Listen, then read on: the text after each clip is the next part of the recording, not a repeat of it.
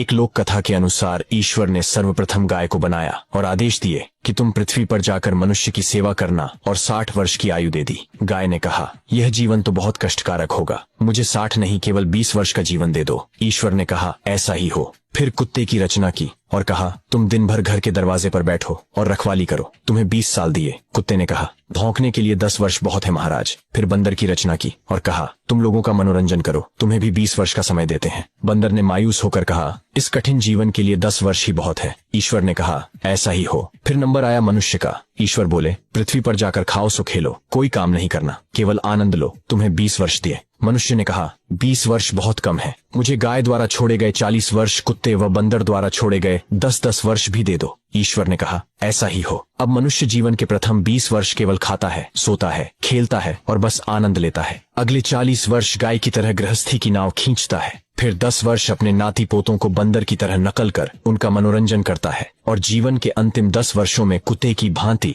घर के बाहर दरवाजे पर बैठकर रखवाली करने के साथ साथ आने जाने वाले लोगों पर अनावश्यक रूप से भौंकता।